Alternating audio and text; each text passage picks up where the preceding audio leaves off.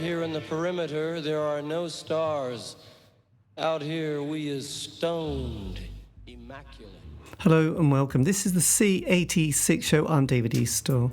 As you know, we love a special guest. This week it's going to be the turn of the New Zealand musician Alister Parker, who I spoke to very recently to find out more about life, love, poetry and all that other groovy stuff. Was in the shoegaze noise band Bailter Space, who were around from the mid-80s and are still going to this day, I do believe. But anyway, this is the interview with Alister. Just to say that when we arranged the interview, I didn't realise that he was going to be on a train in New York on his mobile. However, we decided to persevere, and it's all right, the quality. There's probably one or two moments that sort of are a bit hit and miss, but generally you'll be able to hear Alister in fine form, even though I was slightly amazed myself. So anyway, as you know, after several minutes of interesting but casual chat, we get down to the exciting subject of the early formative years. Alister, it's over to you. I'm not sure if it's just a memory loss or I'm trying to place it. I think it must have been Pink Floyd. Right. But I'm not sure when they were about, so... Well, there was the early Floyd, which was Syd Barrett in the 60s, and then there was the sort of the David Gilmour one with, Dark Side of the Moon. Well, I think, it was before that. So it must have been, like as a kid, my brother, he's my oldest stepbrother. He was 11 years older than me. So he used to have a lot of singles, and he played guitar in a band and all that. Yes. And so I listened to a lot of his music too. Yes. Yeah, that kind of thing, yeah. So what year were you born then? Roughly, or not roughly, but, what year was you born? Because it's often have a massive impact on your musical direction. Or I was born in 1960. Right, so you're 4 years older than me. So you would have... Yeah. I know. As you get older, that doesn't seem such a big thing, but at the time, it's huge, really. Here we are, mate. Here we are. We are, I know. And then sort of... When you got to that ripe old age, did you have any parents who were musically minded or gave you some inspiration in life on culture? Yes, very much so, really. My father and my mother both played piano. My father was also, he sung in choirs and the like. He was from Glasgow, Scotland. Right. My dad. And my mum was from London, and she loved orchestral music, and made it a real mark for me to learn the piano. Yes. When I was of a young age, she goes, "You must learn the piano, you must learn the piano." And so, all right, Mum, now I want to play guitar. She goes, "Well, you can choose any instrument you want, but you've got to learn the piano first." So I did 3 years of piano less tuition and got my honours degree, which actually came from the Royal College of Music in London or something. I was like 10 years old or something like that, 10 or 11. I said, "Okay, Mum, I've learnt the piano." And she goes, "It's sounding lovely, by the way. And so you can choose whatever instrument you'd like to play." And well, it's going to be the guitar. So my brother gave me a guitar, and within no time, I just taught myself. I was playing it. I loved it. Yes. So that's so. I knew what I wanted to do. I wanted to play guitar, but I wanted to make it sound. Sound like something. So when you got to, I mean, obviously going through the 70s period, and you had your bit of prog rock with Pink Floyd, What other sort of bands were you getting into during that sort of early to mid 70s? Mid 70s, let's say I was in a band called the Basket Cases. That was really good. That and we like we like we like the the sort of the Stooges and all that, but that was maybe a wee bit before, Yes.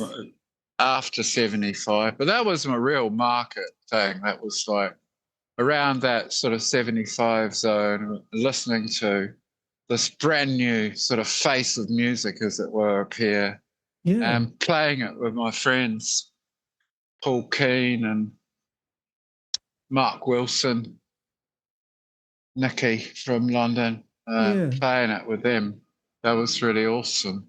Well, absolutely. Did you, at that stage, were you in Christchurch at this point in New Zealand? Yeah, Christchurch and Canterbury, yeah. And what was the scene like on the music front in Christchurch? How did it vary to the other places? Quite a mythical world of New Zealand indie pop, which is it done? Right. Dunny. Well, it was in 1977. I was in a group called the Basket Cases, and it had the bass player in that was Paul Keane, who's with the Bats, and Mark Wilson, who later formed the Androids and all of that. And I was like 16 years old, and we played.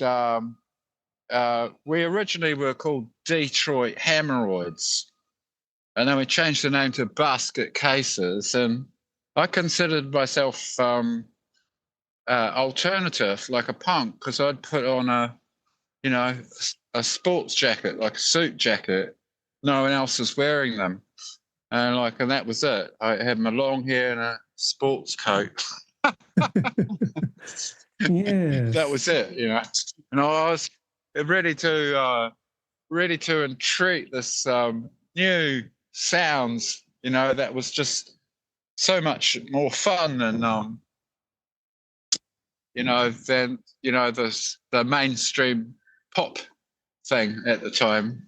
Yes. And it was just sort of wild, sort of dynamic sounds, very raw, and you could do it with the guitar bass drum thing was really predominant, And when sort of, when you got to 16, which would have been about 1976, did you leave school at that stage, or did you stay on? Yeah, I did. Yeah, I did. I left school. And then that was kind of, and did the kind of the punk scene in London and Manchester or anywhere, did that sort of filter through quite quickly to New Zealand at that point? I think it did, rather, and bits and bobs, parts and parts. And, by the time it was 1979, we'd definitely been influenced by that in New Zealand, really, like truly, really. And then that's when the Gordons, got together then, and right in the beginning of 1980. Right. And were they your first band then, the Gordons? Yeah, really, first real band. Yeah. Yes. Yeah, they played their own music, and so did that have consider themselves a art movement? Well, it's always good, isn't it? Really, not like anything else. We are the Gordons. Yes, my God. So there was a very, what was it like in New Zealand at that stage? Sort of, was it? I just wondered if it was conservative or with. I'm not sure. Still not sure. Not been a follower of that much. No. Yeah. Really, I don't know. Because I know a few people just talked about when sort of, was it 81 in New Zealand where you had, was it the All Blacks came and toured, and it caused Oh yeah. a lot of people to sort of, because of apartheid and various things. I didn't know. Oh dear. It created a lot of kind of angst between the left and the right politically. Well, you don't know. It could have done, actually. So how long did so the Gordons? You did your first single. Was that Future Shock? Was that the first release? Yeah, that's right. Yeah. And was that on your own label at that stage? Yeah, it was self-funded, self-pressed, self-released. Yeah. Yeah, yes. on a spinning Gordon. On a spinning, well, absolutely. I think we borrowed some money off my mum and dad actually to make that. Yeah. And did it immediately pick up an audience in New Zealand? We thought so, and we thought we better go on tour, and so we went on tour around New Zealand. When we got to Auckland the first time, that's when we booked a studio and made the Future Shock. With the 3 songs that out of our repertoire that we were playing, and then we wrote our Gordon's album, and we're back in Auckland playing, several shows on the way there, and recorded that album as well. That was pretty grand experience. Well, I would imagine, actually. And what other bands? We released that too ourselves for a start. Were you all very, very young at that stage? Very much so, yeah. Oh my God. Yeah, kind of like 19, 20. Right. Crikey. That was 18, 19, 20. That's how old we were. So after you released your first album, then what happened for your? I mean, that was like 81. So how long did the Gordons last for before you sort of called it a day? About like 7 months after that. Yeah. Yes. We'd pretty much roughed it for a few years there, and we're living at other people's places, and that kind of thing for a long time, and then. And how did you find how did you find the scene in Dunedin? Was that sort of? Did you ever feel tempted to move to another place? No, not really. I don't know if we ever went to Dunedin. Because it's become. We went north, and we got stuck in Wellington, and we got stuck in Auckland, and then we drove back to Wellington, and then we made it back to Christchurch. And then after that, we kind of lost each other in the soup, as it were. In the soup, and, yeah. Did you come across Shane Carter at that stage from the Straight Jacket Fits? Was he on the scene at that point? No, later. It's when it was later that I came across those peoples, and especially Hamish, and like the Gordons considered themselves rather unique and standoffish, and we didn't really socialise. You didn't hobnob with the Dunedin. No, we didn't. And we weren't from Christchurch. We weren't from anywhere. We were the Gordons. You go figure it out. Actually, while you're at it, go figure yourself out. Yes. So like, then that kind of thing, and it was a bit funny, but we felt like we had something to say and do. It was sort of like we wanted to kind of break the air with something absolutely unheard of and new, and smash everything. Well, iconoclast, Yes. As an art form, not as a violence form. And it was, in fact, violence that turned me off the whole Gordon's endeavour. Yeah. It's like everywhere, with the rise of the skinheads and the violence everywhere.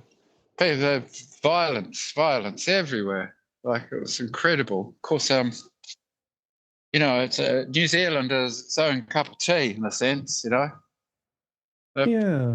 They can get pretty rough there, I tell you. I would imagine. Yes. Well, it's like the 80s was very tetchy. Did you? Yeah. When did you come across the Clean then, and Hamish and David? I was. It was Hamish, really. I was walking along Christchurch Street around about 1985, and this is post the Gordons. We hadn't, Were really these much. were these your wilderness years, by the way? I was more like, I was enjoying, colour and beauty and things like that. So I'm not sure. It was sort of a pretty nice wilderness, and I bumped into Hamish walking along the street. We walked together. I remember us walking down one of the streets in the centre of Christchurch town there, and so he bitched and he was in the Clean, and I'm like, yeah, he sort of knew that I was been in the Gordons. Yes. So I'm like, oh well, I didn't really know much about the Clean or anything, but I like this chap, so let's have a play. So we had a play. After a while, we wrote songs together, and we formed a band called Nelsh Bailter Space, and that was sort of beginnings of Bailter Space. And we needed a bass player, so we got John to fly down from Wellington, where he's living, play with us, and that went well. It was John, Hamish, and me, and then we thought, well, we'll go make an album. So we went up to a studio in Wellington, and that's where Brent was engineering. Brent McLachlan. So all of a sudden there was John, Brent, and I all together, and Hamish. It was sort of kind of unique. It was sort of really neat, and we made a recording or two there, including the one Tanker, which is the first album. Your first single? Yes. Had you done a single? Was the first single New Man? Yeah, that. Yeah, that was the formative Bailter Space town. Yeah. I got you. Yes. And did In a City Wardrobe was another track. In a City, God, was that the In a City Wardrobe? Oh yes, that was your B-side. Yeah, and then there was the Nelsh Bailter Space. You see, that was the full name, and then then John got into the band, and that's when we started recording with Brent. And when we came to New York at that point. Had you had Roger from Flying Nun?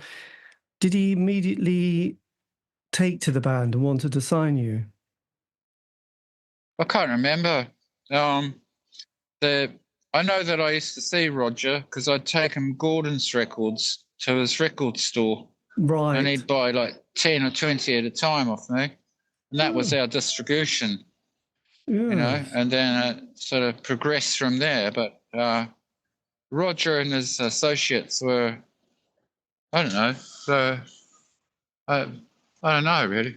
Yes. So did you where did you record the Tanker? What was the studio? Was that in New Zealand you recorded that? Yeah, in Wellington at Writhe Recording. Right. And that was the studio that Brent McLachlan had got together. Okay. Yes. So Brent was that must have been quite the catch, really, wasn't it, to get him to record that? That's where he recorded so many things, that chap. You Yeah. know, like so many bands, and he's always building a recording studio. You know, I knew Brent for so many years, and like it doesn't matter where we were in the world, he was building a recording studio. It was all, you know, that's what he liked to do. Wow, as hobbies go, that's quite nice actually. So It when was the a album, pretty good hobby. well, it's a very good hobby. Well, it's quite handy. Did when that album came out, which was '88, did you then tour it again around New Zealand and elsewhere? Yes, was on that strength that we, I think it was the Tanker album. And I still love those songs, man. They're beautiful. I love them. Still play them. We played them right through to our last show, even Yeah. together, wherever that was. And like, you know, there's still like Tanker songs off that Well, in yeah. our sets, you know. And so yeah, we recorded it in Ryde and Wellington, pressed it up, got it off Flying Nun, and I think if that's the album with a song that when the time was 5 o'clock, when the time was 3 o'clock, I came around here till 5 o'clock. If it's got that song on it, that's the one that Gerard Cosloy really liked, and they Matador offered us a record deal. So did you then go to New York and play at Yes, the yeah, New Music Seminar in '88? yeah, 88 at CBGB's. That's the first time I ever played there. It's in 1988 with Hamish. That must have been And quite the experience. Had you sort of were you quite aware of that scene at that point? wait, CB, what? were you aware of the sort of the wonders of CBGBs and Max's Kansas City? Were they Oh, yeah. were they already on your Oh, I radar? mean, I knew it was a. I knew that it was a really grand venue to be able to be invited to. Yes. Yeah.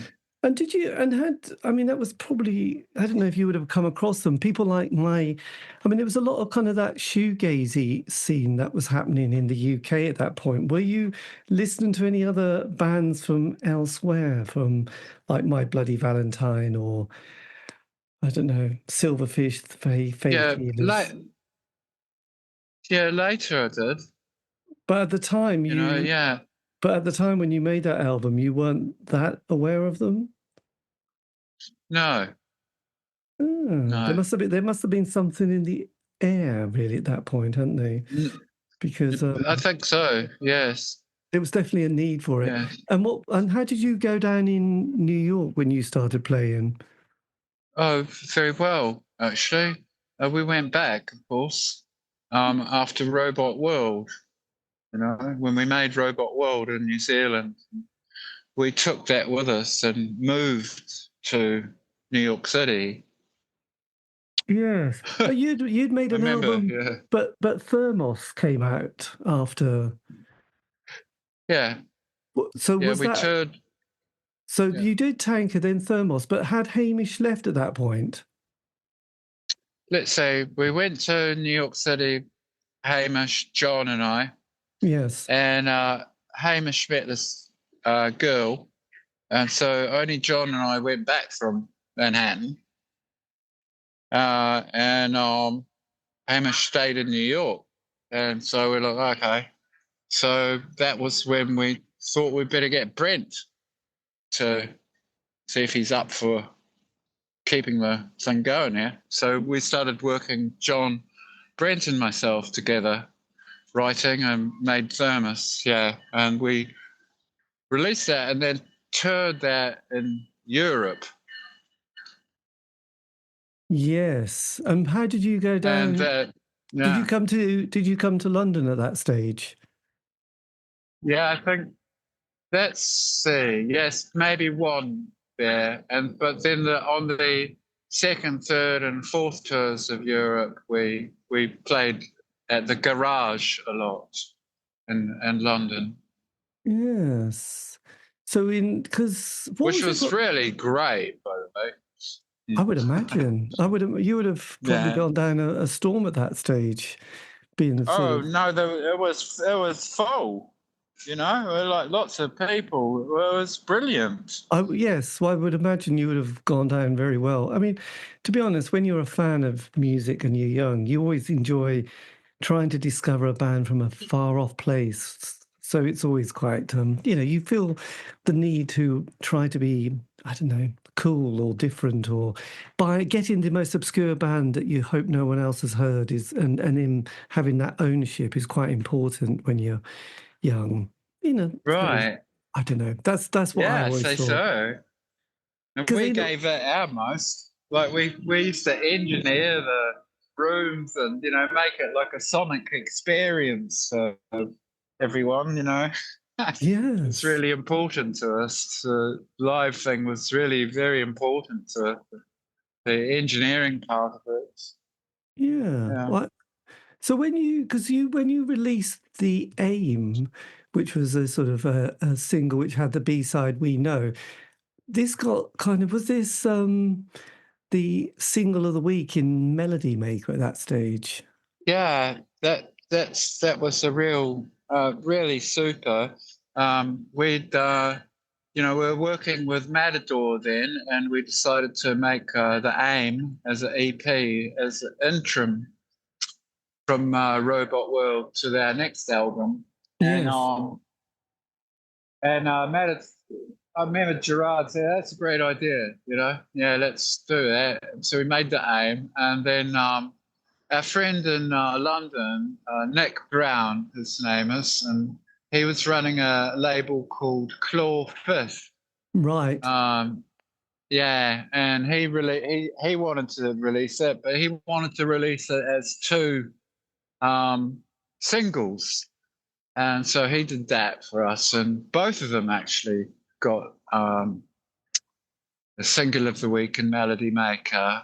One had the track Shine, Yes. and the other one had another track.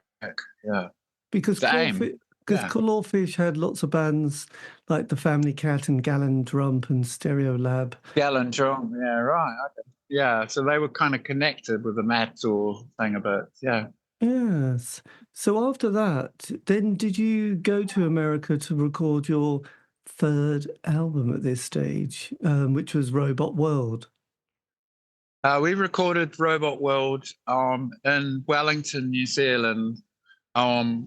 We decided we'd gotten the offer from Matador Records for 3 albums, Yes. and including the 2 that we'd already made, but 3 more. And so we thought, okay, well, let's. All right, we said, yeah, we want to do that, and well, we're going to get going and make you the first one, and then we're going to bring it to you in New York. All right. So I packed up all my stuff in Canterbury and moved up to the studio in Wellington. We made Robot World there, and then Brent and John packed up all their stuff, and then we jumped on a plane and took the master tape to Matador's office and said, "There you go, it's Robot World." And okay, well, you brought the album with you? I'm like, yeah. And so, okay, we're going to go down to Cat's Valley and do the contractuals. Okay. Right. So Gerard took us to Cats. That's where we signed the contract. And I remember saying to Chris, like, look, man, here we were. We just turned up there. Chris Lombardi gave us his house to live in because, we're kind of unexpected that we just like turn up with the album. They were signing us a record deal, but we decided to take it to them and hand deliver it, without a place to stay. Excellent. Chris Lombardi gave us his apartment for a month to get us on our feet, which is very kind of him. And I said, well, I said to Chris, I said, like, so we made this for you, man. And he just smiled at me in that Lombardi style that he had. You made it for yourselves, man. I'm like, yeah, right, whatever you say. Yes. But so like, yeah, just becoming urban at the time. Well, quite. And what was it like on that music scene front? Because obviously by then there was the whole Seattle grunge scene had sort of exploded, and Sonic Youth and such like were doing sort of great things. Did that all sort of filter into your own sort of musical, ideas and sort of sonic sensations? I wonder, but the thing is that with John, Brent, and myself, it's all, we were quite what would be the word, stoic, in a sense that we didn't want to be influenced. We wanted to harbour and work with this thing that we had and not to be influenced. So we really, I didn't like listening to music. I just wanted to focus on what was Bailter Space and not be influenced. And I could hear the merits and feel them from these other groups. And that was great and everything. Yeah, because you were very prolific at that point, weren't you? It was sort of, because you followed that up straight away with Fortura, which was the second, which was not the second album, but that was the fourth album, wasn't it, really? So really, that was the second one for Matador that had X on it. What a beautiful song. It is. So that's, yes. And again, was that recorded in Wellington, or were you... No, that was all made in various studios in New York a lot. Yeah, and New York. Yeah. And did you, as a band, did you work together on the songs, or was it mostly your songs that you brought to the to the demoed and then to the studio? No, we used to work very much together. I would get some ideas, and I'd say, "Oh, I've got an idea," yeah. So I'd play it to Brent and John, something like, and then, oh yeah, and then when we were rehearsing our noise, that we'd sort of hit on it, and then it would just go places, and then we'd sort of start writing the whole bit together. Yes. This needs another part. What do you think? And they were like, and John would say like, "Oh, I reckon we should just play their first part backwards." So that's always a good thing to try. So we try that. Oh, that works really brilliant. That was for Untied, I remember. Yeah. So we just, we get a sound. I mean, when we like the sound and the noise and how it would meld. Of course, I think we were always,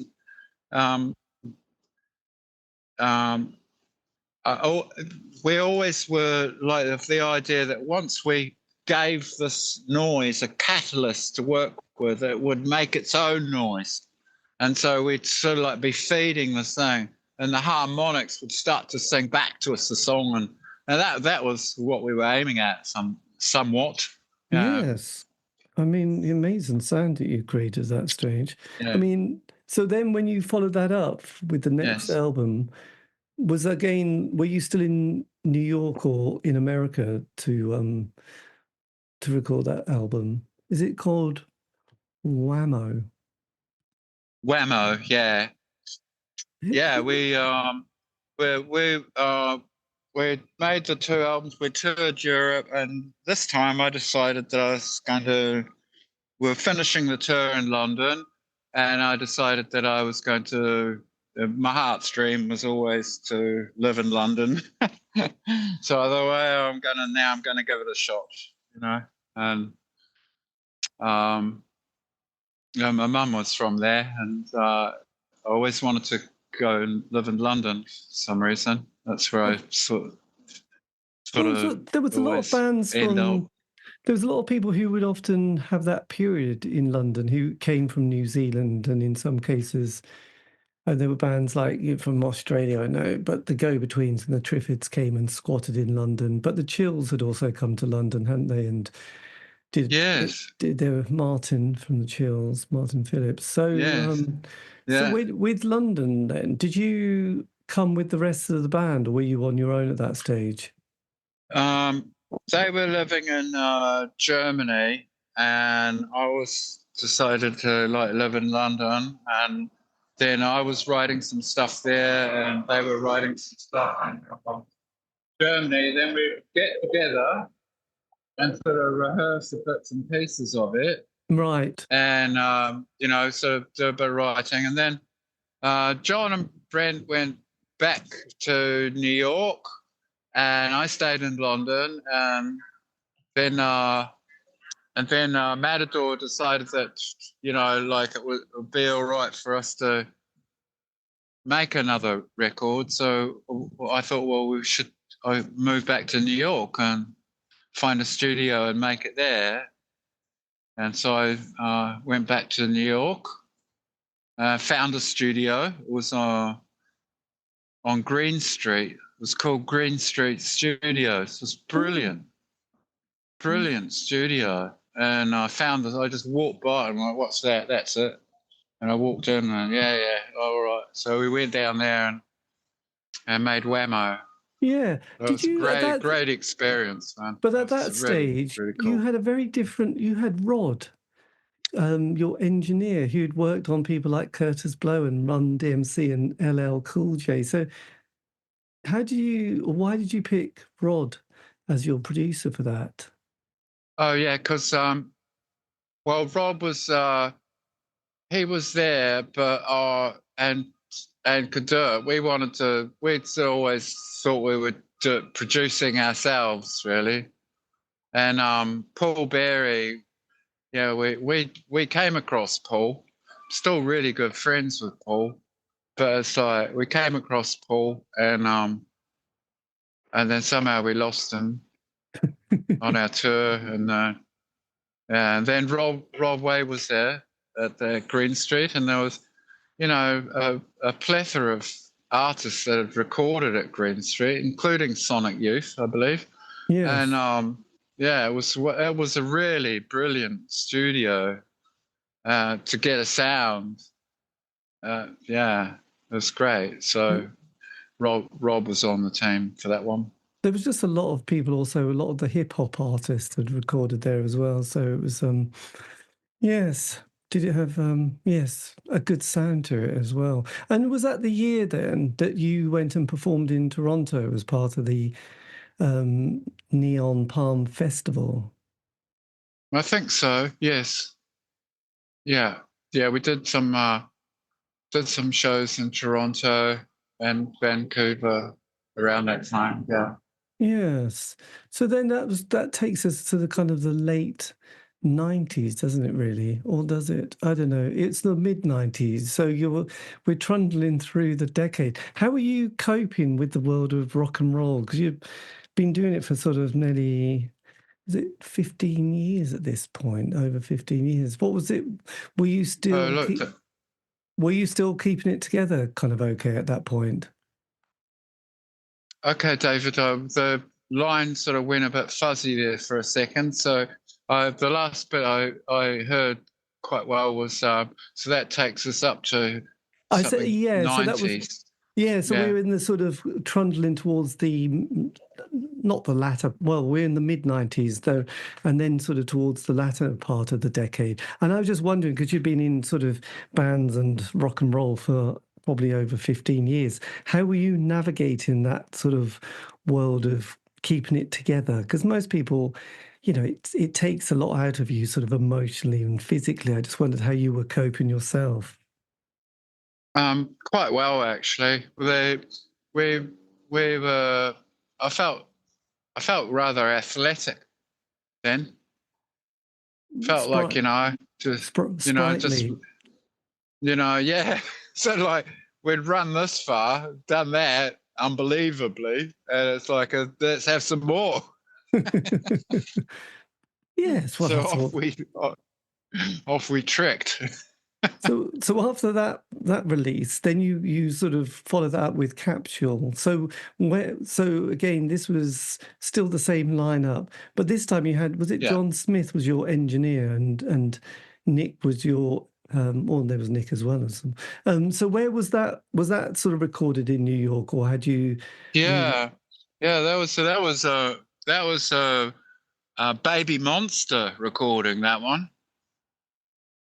Yeah, Baby Monster. So was Awesome. that? Yes, absolutely. That But was that on was 14th Street. It was like really, really famous old place. Really awesome. And were you still touring the albums and promoting them when they came out? Because you were just, Yeah. you were almost bringing the album out a year. I just was thinking there isn't much time to sort of slow down at this point. No, we were touring. We were with like different, very small record label. We could we can work together. We can do this. So let's go out and play.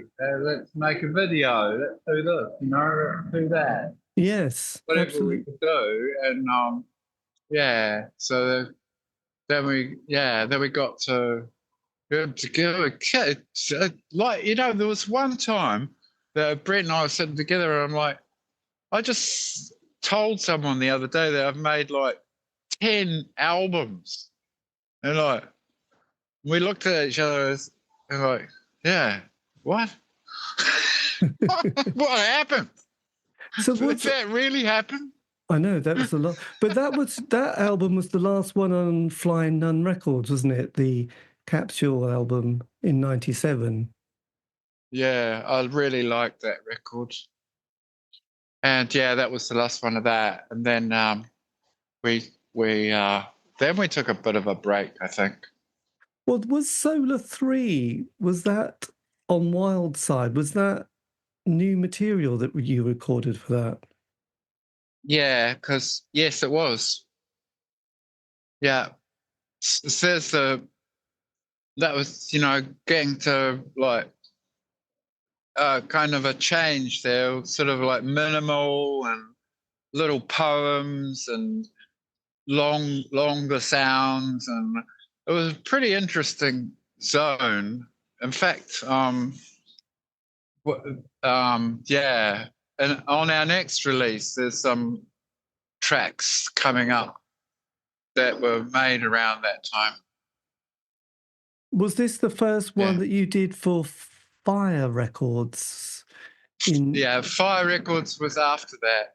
So that after the Solar 3 thing, that was sort of when we thought that was, I don't know, that just seemed to grind everything to a halt. Like at that point, Nirvana had taken over the world, and we just sort of felt like, oh, that they, we just were at the wrong place at the wrong time. They've kind of pushed us off, you know, Yes. and like it was just too much of a like becoming like a fight to believe that well, I think we did something, and so we just got tired, and I'm like, take a break. But you yes, Solar 3. So that was kind of 98, and I mean, to be honest, the 90s did finish with a rather, well, it was not just the sound of the Seattle grunge, but we also had all those bands like the Red Hot Chili Pepper and Soundgarden and Marilyn Manson and it kind of, I don't know if you ever saw the film. There was Woodstock '99, where it's very masculine lad rock, really, wasn't it? At that stage. Right. Yeah, it was very different than what we were hoping to achieve in a sense, and Yes. So then, yeah. so what do you do then for the next 10, well, the O years? Because does the band, do you call it a day, or do you just, I don't know, wander off in different directions? Well, what we used to do is we used to meet um, we just used to hang out, and play music and hang out, and we weren't sort of like hanging out with anyone or playing live or doing anything. We were just hanging out and playing in a studio. Right. And so we just ended up with a plethora of songs and you know, none of them ever were finished, kind of thing. And then they were sounding pretty great. And then John went back to New Zealand, and then Brent and I used to continue just working together for a while. And then all of a sudden we wrote the Strobosphere record. You got the Strobosphere. Things that we found. Yeah, things that we found, rocks on the ground. The colours were real, but they all fell down, you know, that one. And yes. Oh, are you still there? Found, yeah. And, are you still on your park Blue bench? Star and all that, really cool stuff. And, yes. And so we got to do some tracks on it while we're posting it here and there, and on Strobosphere, just through the internet, and just send us a bit of this and a bit of that. And so when you recorded that, when that album, when the train goes by, it distorts the signal, but it's back now. Oh God, thank God for that. I know you were cracking up, but then who isn't? It's a crazy world. Totally. So yes, so you recorded that album in a studio in New Zealand. I know I'm a bit obsessed with that point. But in New York and in New York, Brooklyn. In Brooklyn. Oh, so had you relocated at that stage for the years to New York? Yeah, we really. I've lived in Manhattan for 30 years, man. Right. It's like that's where I ended up. I'm pretty much still there. I've only just recently moved to New Jersey. Right, yeah. I've got you. So okay, so you were still recording and playing, but you were just not releasing anything. So you had the material then to put an album together, which was Strobosphere. Then with and that, Trinine. And then when did Fire Records decide to sign you, or did you go to them, or did they come to you? I can't remember how the relationship eventuated, but John Foster came into the picture, and he was working with Fire, and like there was suddenly we had a 2-record thing with them, and we already had the Strobosphere finished, and we had all the tracks for the second one with John in the studio before he left to go back to New Zealand. And so that's why they came out so quickly. We had pretty much, they're both very different too, because they were from different times. Yeah. And I like them both. I mean, I hope that people get to hear some of that, because they're great. I think most of the stuff is quite. I think most of it is quite accessible. I think Solar 3 is the album. Solar 3 is the one that's a bit difficult to get hold of, but who knows? Yeah, right. Solar 3, right. Yeah, and then and again, once the second album come out on Fire, there's another quite big gap, isn't there, with the band? Yeah, that was sort of like after we did those 2 records, that was sort of like, I don't know, it sort of really felt like, well, that's the top, and you know, we're the you know, whereas probably as you know, the stardom thing is like, this is probably as far as we're going to get, and these are brilliant pieces of work. And at that point, I think we just sort of closed the book on it for a while. Yeah. Yes.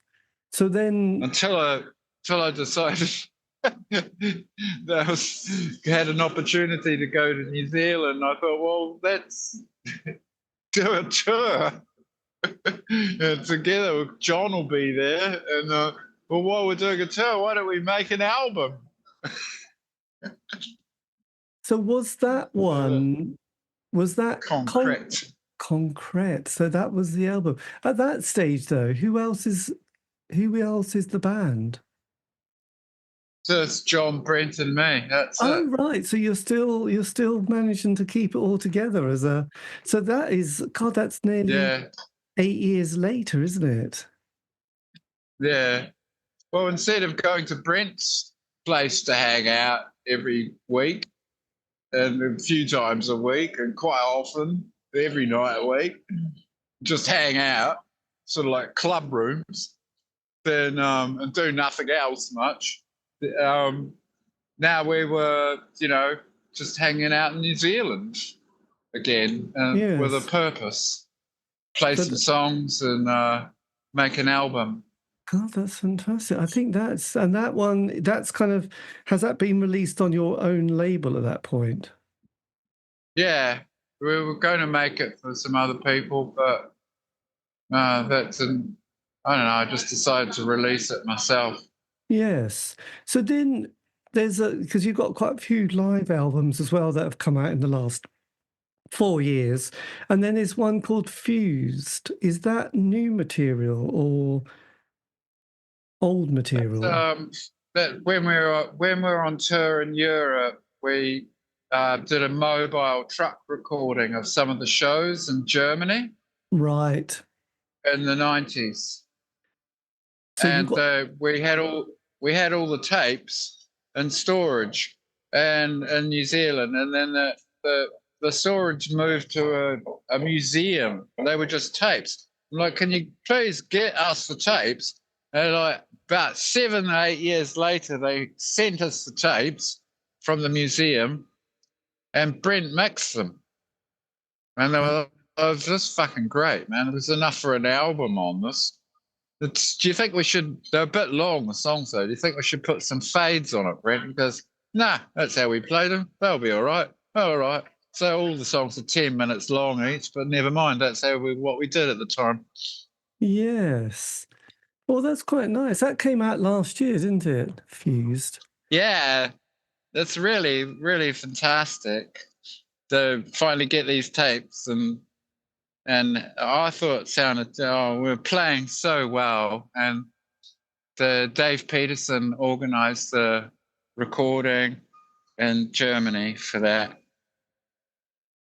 Who was an original member of the Gordons. So yes. And the other releases like Live in Pittsburgh, Berlin, and then Live on Mercury, were these also part of that collection of archival tapes that you had? No, they were like live tapes done to stems at the show and then mixed by Brent and myself in a studio.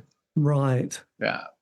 But that was they would do live performances with us. Yeah. So when were they recorded originally? 90s. 2000s. 2000s.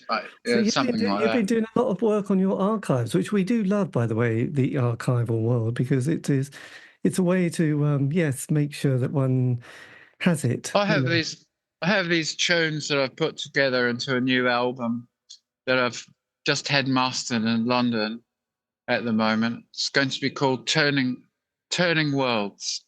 Fantastic. And it's got 8 incredible tracks on it.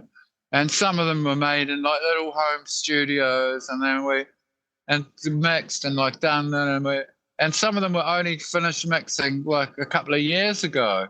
Never made it onto an album and stuff like that Brent and I had mixed up. Right. And I went through these things, the really great recordings. I went through these things and I've assembled a collection of tunes, and I'm like, oh, it's just this is going to heal the world. It's so beautiful. So I pushed it into an album, and I'm looking at getting a release for that. It's mastered, sounds fantastic, and I'm going to hopefully release it over the next couple of months. Yes, and does that feature John and Brett? Yes, very much so. So this is really the band in their glory, really, isn't it? It's got that is definitely in there. It's a real ode to Brent, to some of the drumming on it. It's like, ow. Yes, God, amazing. it must be. Yeah, I suppose as ways to sort of have the band sort of the last recording of the band, it must be quite an emotional thing as well. Oh yeah, and kind of a very exciting thing. Like, it's just like, wow, this is so gorgeous. It's like, how come I'm finding these tracks and like I haven't heard them for a while, and then I'm like playing them on my phone while I'm like in a room somewhere and like playing them to people. Like, listen to that. That's so fucking cool. And everyone's like listening to my phone. I'm like, is that cool or what? Like, and I'm just like so digging it. And I'm like, wow, I got to do something with this stuff, man.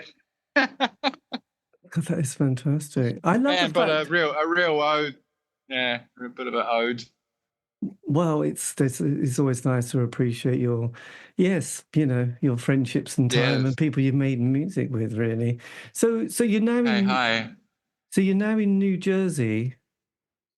Was that a big kind of shift or move to sort of leave the place that you'd been in for 30 years? Yes, it was. I never thought I'd leave Manhattan. I never wanted to, really.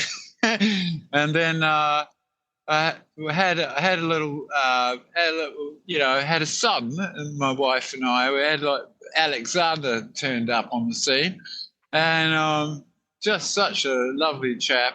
And then we thought, well, maybe we should move out of Manhattan, give him some, So when he was about like 2.5, we found this house very close to Manhattan in Highland Park in New Jersey. And it's pretty, and it's got a school down the road. Yeah, it's nice. So, moving out here. But sort of like good timing and a lot I like it. And, it's not far away from Manhattan at all. It's 30 minutes away driving on a good day. And how old is your little boy? He's 6 now.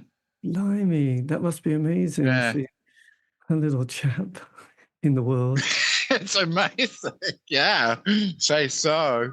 That is, but then, you're so once you've got this release, and obviously it's still a big thing to sort of organise and deal with, what's going to be your next kind of musical project and development?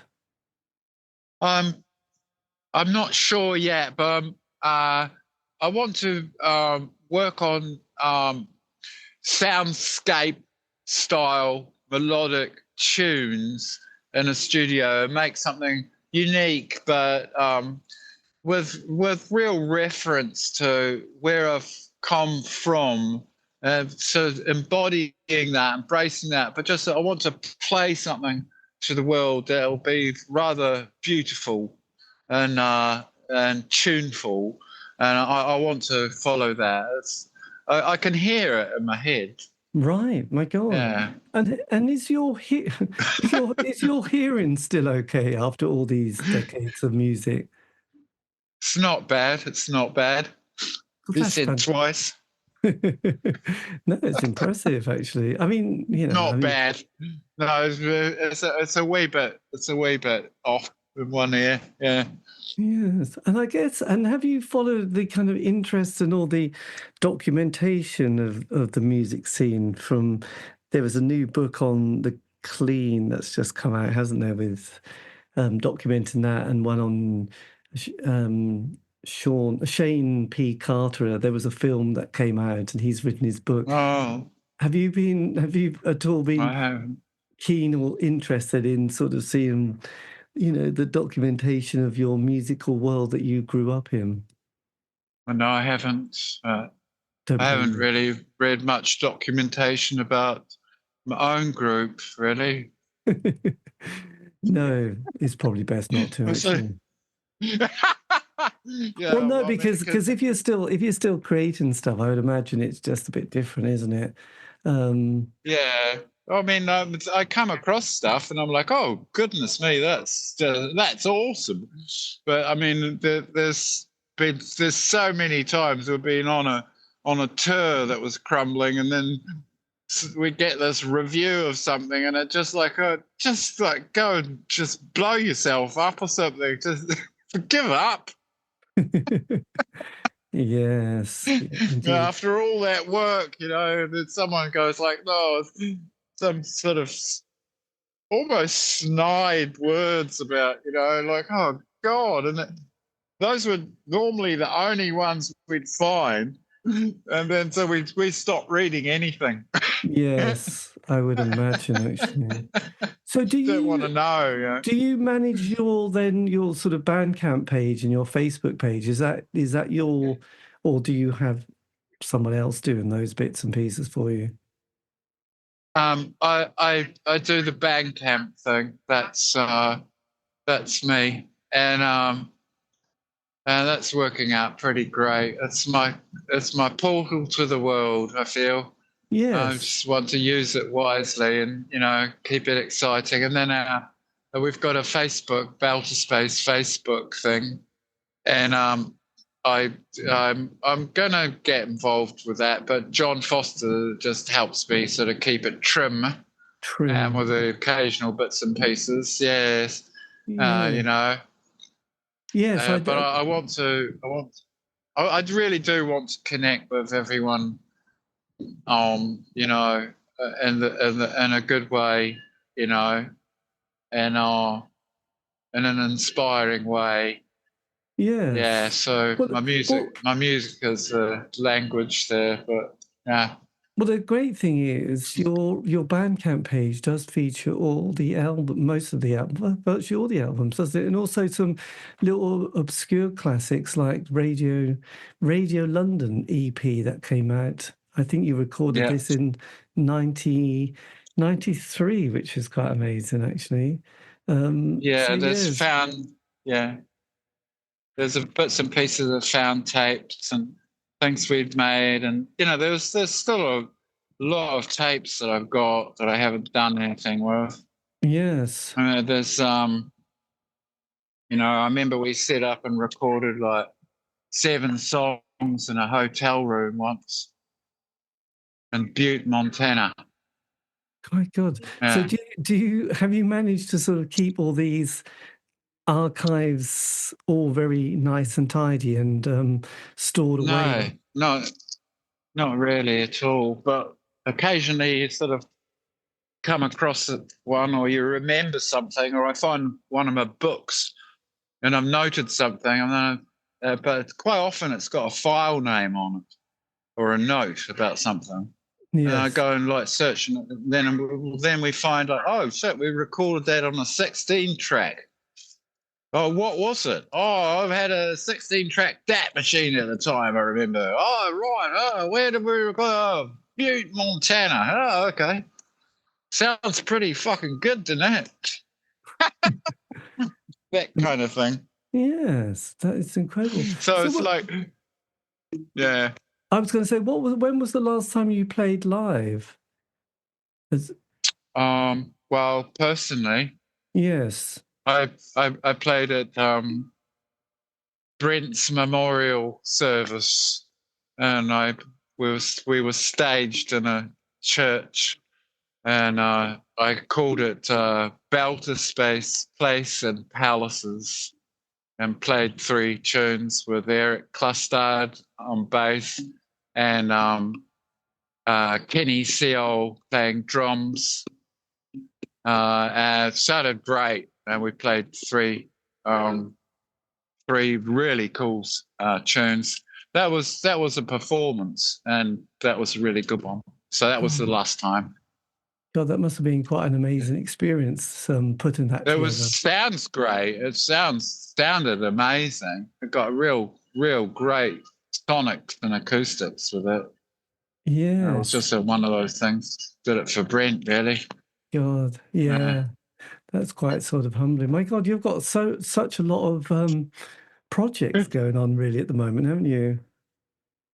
Yeah, few bits and pieces, but it's there's an undulating feeling with it all. It's like it's not gone. It's not like gone.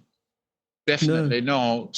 It's just, I just wonder what it is that's going to happen next. Yes. And yeah. Amazing. Well, look, thank you ever so much. Your camera bizarrely froze quite early on, so all I've got is a picture of the blue sky. And so, are you still on Are you still there? I didn't want to say anything just in case it sort of suddenly you're. Oh, wait a minute. If I do that again, I can see what you can see me. Did I click something saying start the video? Yeah. There you go. You can see me, can't you? I can. Hurrah! There you go. I was just going to say, that's amazing. Well, thank you for your time. And I was just going to say, because I saw you on the train, which was very exciting in New York. But there you go. Yeah. That was a fun place to start there. It was very good. And I was a bit worried because I remember once doing an interview with somebody in New York and he was in a bar and it was like the noise. And I said, look, I'm really sorry, but there's so much. Oh, there you go. I was just, there you go. Yes, he was in a bar and he didn't realize that actually the background noise was not very good. So we had to abort it. But on this occasion, it's good. So is this your station that you've got out on? Yeah, this is the Newark's airport terminal station, Newark Liberty International Airport, to say the least. And here we are. Here we all are. God, that's far right. Well, look, I can't believe our timing was so good. But I think, to be honest, apart from the odd little moment, it all sounded fantastic. So, look, thank you for your time. And thank you so much. Yes, I'll be. Yeah, I'd love to like log into your to CA6 and Yeah, well, really what I'll do, part of the listening crew and keep in touch with you, man, because I've got, like I said, I've got this new album coming out, and I want you to take a listen to it. That's for certain. Yeah, well, I'll give you a link. Give me a link. That would be brilliant. Yeah, do. I'm doing a staging link at the moment. Just shot one off to Flying Nun and one to Matador and a few other bods around the place, and so I've got a link. It's the finished album. Oh, okay. Well, because we've been communicating. I would love to shoot it to you so you could have a listen, because it's just got the track list, and it comes in the first track is side A and the second track side B, and they're both like about album sides long. Yeah. Okay. Well, look, we've been emailing, so you've got my email address. But yes, which is all very good. But in the meantime, well, look, I'm glad you got such blue sky. It's 10:15 at night here in the UK. So all right. The wonders of technology. But look, have a lovely day and all the best with your move and next project. But it's been great. Thank you for your time. Yeah. Is that lovely, okay? David. Thank you, sir. And talk again soon, all right? See you later. I'll say goodbye. Now. Bye-bye. Bye-bye. And that was me in conversation with Alister Parker, sitting on a railway bench in New York on his mobile phone. Hopefully the quality was good enough to hear. An engaging interview. Anyway, this has been the C86 show. David Eastaugh. Have a great week. Stay safe.